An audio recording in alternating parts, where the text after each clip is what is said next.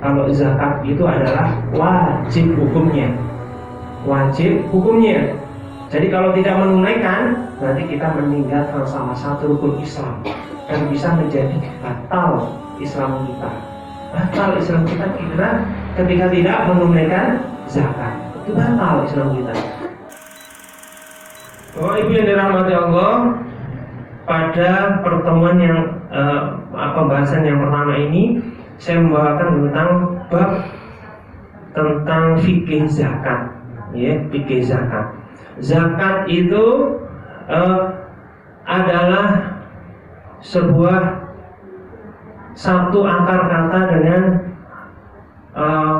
zakat, yaitu pensuci, ya. Zakat yuzaki, ya, itu adalah pensucian. Jadi zakat itu sesungguhnya untuk mensucikan. Mensucikan apa? Mensucikan harta kita. Karena harta kita itu kan kotor nih, bercampur subhat, ya, bercampur dengan yang halal, yang haram, campur jadi satu situ. Harus kita bersihkan dengan zakat. Itu namanya zakat yuzaki, zakatan, ya, zakat. Itu intinya seperti itu. Dan di dalam Al-Quran, zakat ini ada berbagai macam istilah. Ada yang menyebutkan wa yu'tunaz zakah, langsung menyebutkan kalimat zakat. Ada yang di Al-Quran innamas shadaqatu, ya, sesungguhnya sedekah. Zakat itu ya sedekah, sama, ya, sama. Zakat sedekah itu sama, ya. Ulama mengerucutkan bahwa perbedaan antara zakat dan sedekah itu, kalau zakat itu adalah wajib hukumnya. Wajib hukumnya. Jadi kalau tidak menunaikan, berarti kita meninggalkan salah satu rukun Islam dan bisa menjadi batal Islam kita. Batal Islam kita ketika tidak menunaikan zakat. Itu batal Islam kita. Karena ketika rukun itu tidak dikerjakan, maka akan batal. Rukun Islam kalau tidak dilakukan salah satu, orang Islam tidak mau sholat wajib, berarti batal keislamannya. Batal keislamannya. Orang Islam yang tidak mau puasa Ramadan yang lalu dengan sengaja, maka dia tidak sadar bahwa dia batal keislamannya. Jadi orang Islam yang tidak menunaikan zakat ketika dia sudah memenuhi syarat, maka dia batal keislamannya. Zakat itu wajib. Kemudian yang kedua adalah sedekah. Sedekah itu adalah sunnah. Sedekah adalah sunnah. Ketika tidak memenuhi kewajiban zakat, tapi dia ingin mengeluarkan, membantu orang yang miskin, orang fakir, maka di sana adalah masuk dalam kategori sedekah. Sampun paham ya? Kemudian yang zakat. Zakat ini kewajibannya dituliskan oleh Allah di dalam surat At-Taubah ayat 60. Ya, ini adalah surat yang mana di dalamnya ada yang berhak menerima zakat. Ya, yang berhak menerima zakat. Bagaimana bunyinya? Innamas shadaqatu. Di sini Allah memberikan kata sedekah. Sama. Kenapa ini tafsirnya adalah zakat? Nah, nanti kita lihat. Ya, ada kata-kata yang wajib. Maka ketika sedekah yang wajib itu namanya zakat. Innamas shadaqatu, sesungguhnya zakat itu untuk lil fuqara. Ini asnaf nomor 1. Apa? Fuqara, fakir. Ya. Kemudian yang kedua, wal masakin, orang miskin. Ya, fakir dan miskin. Ya, dua ini. Dan yang ketiga adalah wal amilina 'alaiha. Amil, petugas pungut zakat. Petugas yang pungut zakat. Jadi amil ini kita bisa bedakan. Jadi ketika zakat fitrah kemarin di masjid-masjid itu bukan amil, itu panitia zakat, bukan amil. Amil itu apa? Amil itu yang memang kehidupan sehari-harinya dia bergantung kepada pekerjaan. Jadi ini sebagai pekerjaan utama, memungut zakat. Ya, bukan sampingan. pekerjaan utama. Inilah amil yang berhak menerima bagian dari zakat. Ya, wal amilina 'alaiha. Kemudian wal mu'allafati qulubuhum, mu'allaf, orang yang baru masuk Islam itu berhak menerima zakat. Berhak menerima zakat. Okay. Kemudian wafir riqab. Riqab itu adalah untuk membebaskan budak. Ya, nah, sekarang nggak ada budak. Sekarang nggak ada budak. Dulu uang dari zakat itu bisa untuk membebaskan budak. Zaman dulu, zamannya Nabi dulu. Kemudian wal gharimin, orang yang sedang terlilit hutang. Nah ini orang yang terlilit hutang ini berhak untuk menerima zakat. Tapi hutang yang memang hutang yang mencekik, bukan hutang apa? Saya punya hutang KPR, saya berhak menerima zakat. Saya kredit mobil Xenia, gitu ya. Hutangnya banyak ini. Tetap ya nggak berhak, tetap nggak berhak nih. Jadi memang benar-benar hutang dia itu untuk mempertahankan hidupnya, ya. Ketika dia tidak hutang itu berarti dia terancam akan keselamatan hidupnya. Nah itu nih, jadi itu yang patut kita beri santunan untuk dibebaskan hutangnya dari zakat, ya. Kemudian yang berikutnya adalah wa fi sabilillah. Fi sabilillah itu yaitu untuk kita infakkan di jalan Allah. Seperti kita membiayai dakwahnya ustadz kita, Ustadz Dwi ketika perjalanan dakwahnya. Sekarang ini adalah di Malang ini yang pertama di Jawa Timur. Nanti bersambung langsung ke seluruh keliling Jawa Timur. Masya Allah, sekali beliau keluar rumah itu sampai 3 minggu, 2 minggu, mboten ketemu keluarga. Kita wajib untuk membiayai beliau, ya, kita muliakan beliau. Jadi uang zakat berhak untuk biaya dakwah, ya, operasional dakwah itu ada hak di situ untuk zakatnya. Kemudian wa ibnis sabil. Wa ibnis sabil itu adalah orang yang dalam perjalanan musafir kemudian kehabisan bekal, ya, nggak bisa meneruskan perjalanannya. Tapi bukan orang-orang yang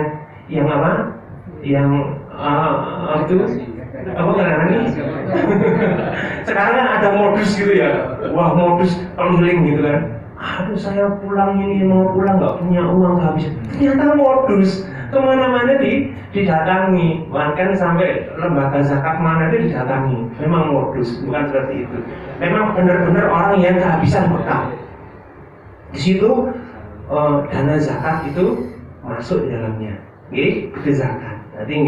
Jadi kemudian di sini faridatum minallah, diwajibkan oleh Allah. Nah, kata faridatum itu adalah di sini bahwa makna sedekah itu adalah zakat karena wajib. Ya, wajib nih faridatum minallah wallahu alimun hakim. Ya, itu adalah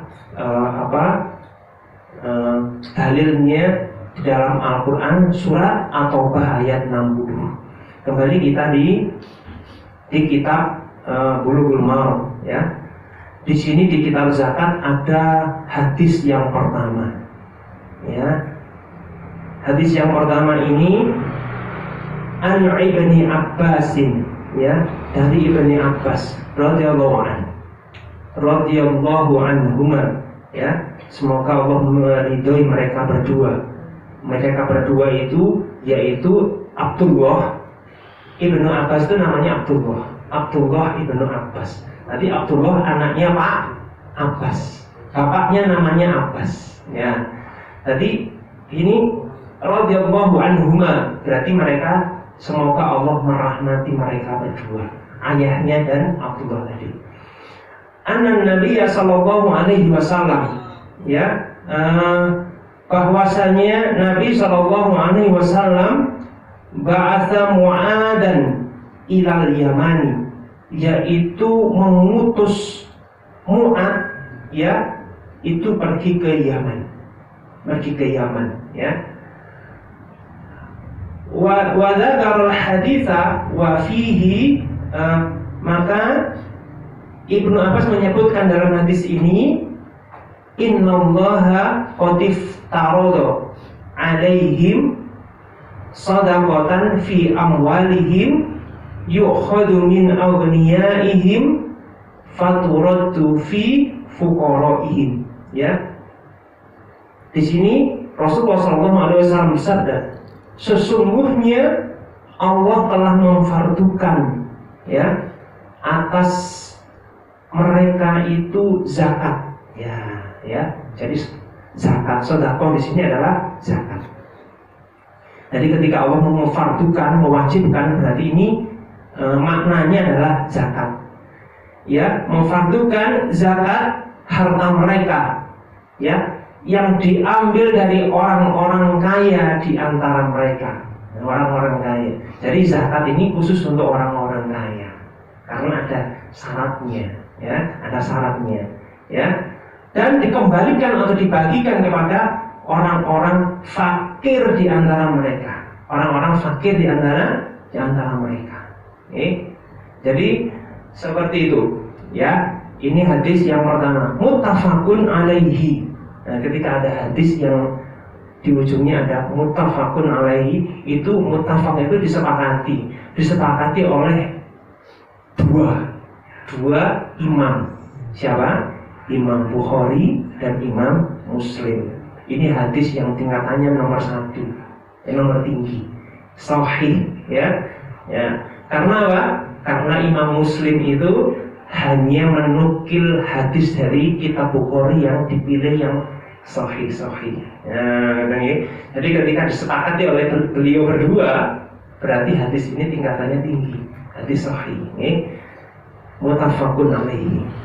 Jadi di sini Nabi SAW mengutus Mu'adz ke zaman itu, ada yang meriwayatkan bahwa terjadi pada tahun 10 Hijriyah, ya, sebelum Nabi menunaikan ibadah haji, ya.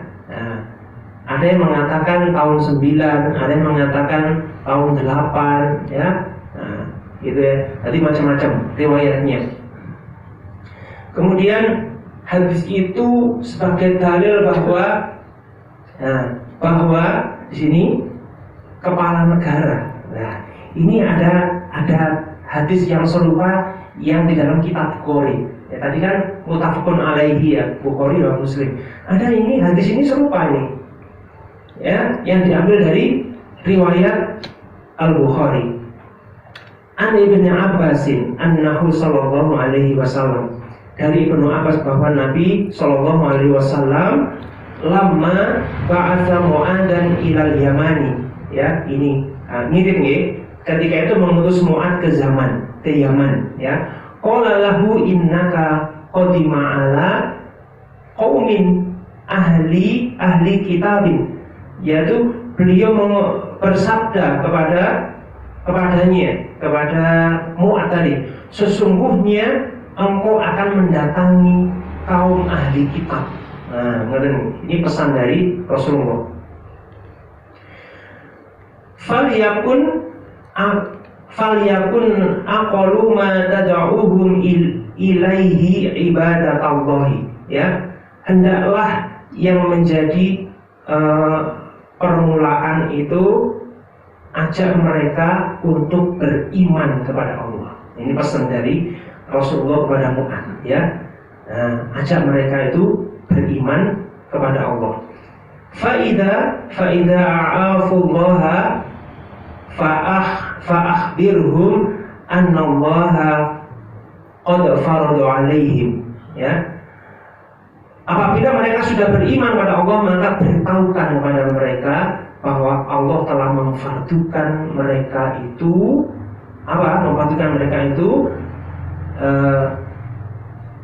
az-zakah, ya. Mereka memfardukan sholat 5 waktu, kemudian az-zakah, ya, zakat fi amwalihim, dari hartanya, tu'khadhu min aghniyaihim, yang diambil dari orang-orang kaya di antara mereka, ya, wa turaddu fihi fuqaraihim, dan dibagikan kepada orang-orang fakir di antara mereka. Faida atau uka fakhudhu minhum wa tawaqqa karaima amwalin nas, ya.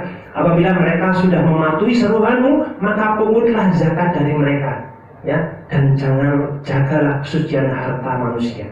Ini berarti apa? Ini berarti hadis ini bahwa kepala negara itu wajib dan berhak untuk dengan melalui kekuasaannya itu memungut zakat.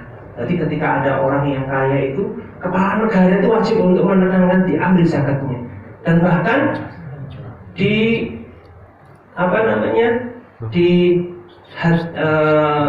ada di surat At-Taubah itu khudh min amwalihim shadaqatan, itu tahirun.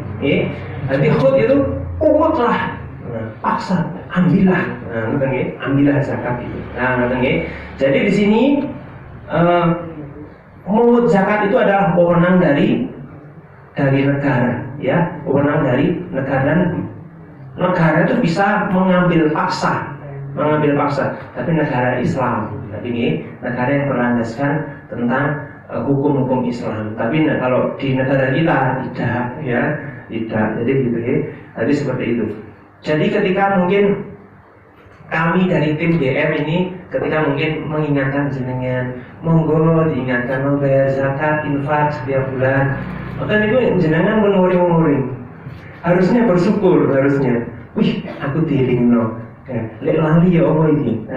Lali bayar zakat. Nah, ya, bisa-bisa saya jadi kafir soalnya. Nah, alhamdulillah, ya. Ini adalah suatu keselamatan bagi jenengan semua, ya. Kemudian Rasulullah SAW menjelaskan maksud pengutusan Mu'adz itu dengan cara mencapai kebahagiaan dunia dan akhirat, ya. Nah, jadi gitu. Jadi ini adalah makna zakat di hadis yang pertama. Jadi untuk fuqara, untuk fakir. Kemudian kita kadang ada bingung, loh Ustaz, antara fuqara, fakir dan miskin bedanya apa sih? Ada pertanyaan seperti itu. Fakir dan miskin itu bedanya apa sih? Nih, fakir itu memang orang yang tidak punya apa-apa, yang nggak punya apa-apa, gelandangan, nggak punya rumah, makan untuk sehari aja susah. Itu fakir, ya. Bajunya compang-camping karena nggak kuat untuk beli baju. Hidupnya nggak punya rumah, dia menggelandang kemana-mana. Itu orang yang fakir, memang fakir seperti itu. Yang lebih parah memang, yang fakir itu parah. Kalau miskin itu adalah seperti ini. Miskin itu orang yang tidak bisa memenuhi kebutuhan hidupnya, walaupun dia itu punya, walaupun dua sepeda Supra, gak mau. Kenapa gue diarani miskin? Karena dia tidak bisa memenuhi kebutuhan hidupnya setiap hari. Untuk makan hari itu sudah tidak punya, ya, untuk makan sehari itu. Tetapi dia itu punya sepeda ontel, kemudian bajunya compang-camping, tapi di rumah itu stok beras untuk 1 minggu ada.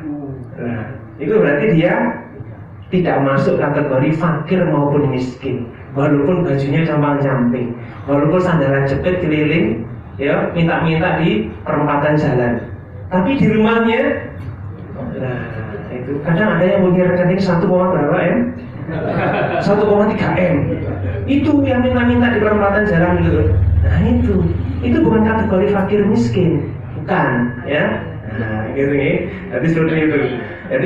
Jadi miskin itu, dia tuh punya rumah gede loh, gedung itu rumahnya, tapi dia punya rumah gedung, rumahnya sendiri, tapi untuk membiayai hidup sehari-hari dia susah. Itu masuk kategori miskin.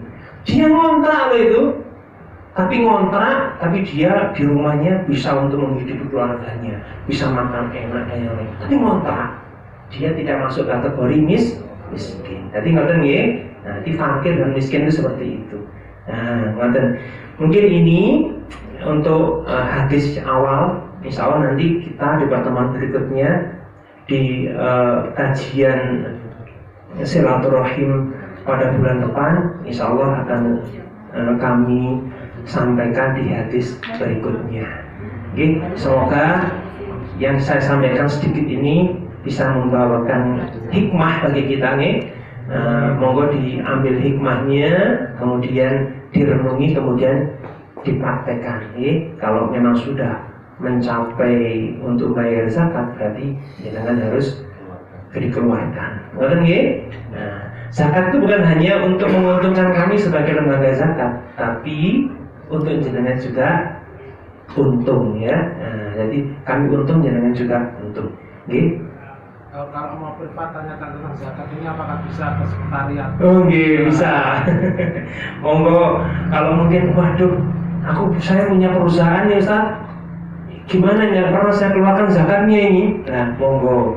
Nanti bisa tanya-tanya ke kantor atau bisa menghubungi call centernya kami Baitul Mal Nabawi. Ketika ingin bantu ngitungkan, ketika jenengan saya ini wajib zakat atau belum sih Ustaz? Nah, itu nih, monggo nanti jenengan bisa konsultasi ke kami. Nggih, ada di call center itu nomor yang biasanya dipakai Bang Awi untuk pelayanan. Nggih, monggo di situ nanti. Insya Allah nanti kami bantu untuk menghitungkan. Betul nggih, Bapak Ibu? Ya, alhamdulillah. Kita lanjutkan untuk acara berikutnya. Demikian dari kami. Ya, ada benar atau hikmahnya itu adalah berasal dari Allah Subhanahu Wa Taala. Dan ketika ada salah kata, mungkin kesalahan, kurang patut ketika bahasa yang kami sampaikan ini adalah berasal dari doifnya saya sebagai manusia, mohon dimaafkan. Demikian, apabila mohon maaf. Assalamualaikum warahmatullahi wabarakatuh.